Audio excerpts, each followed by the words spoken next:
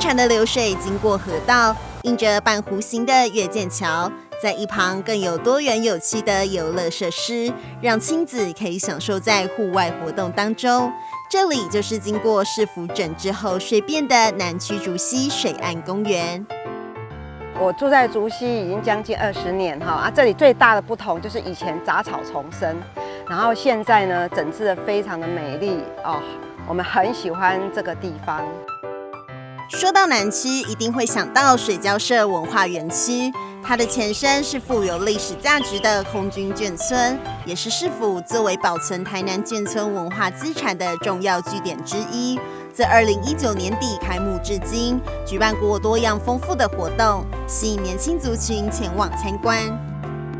原本是台南船屋的黄金海岸方舟，近期也开放招商，抓住年轻人的目光。在这里可以享受优质的演出、丰富的美食与迷人的夕阳，度过悠闲的下午。大安特色公园因为临近台南机场，便以飞机进化史为主题，打造南台湾首座飞机主题亲子公园。龙岗国小校舍重建工程总预算约6600万元，以自由曲线构成浪花阳台，让学生有更美观舒适的学习环境。为了让居民有舒适的生活环境，市府逐一改善洗漱湾里的排水工程。当豪大雨来临时，淹水的情况有相当的改善。自从这个分流的排水道完成了后，起树到湾里遇到暴风雨的时阵伊减少到较低所在淹水的现象。照顾居民的生活不遗余力，市府推动路平专案，将新都路重新规划及拓宽，改善用路人行车安全及品质。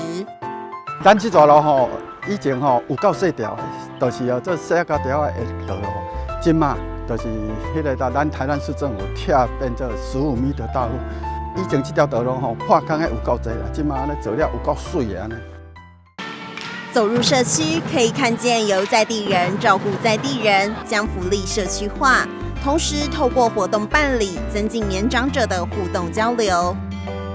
市府活化在新社区活动中心，打造安全温馨的亲子悠游馆，提供在地亲子教育空间。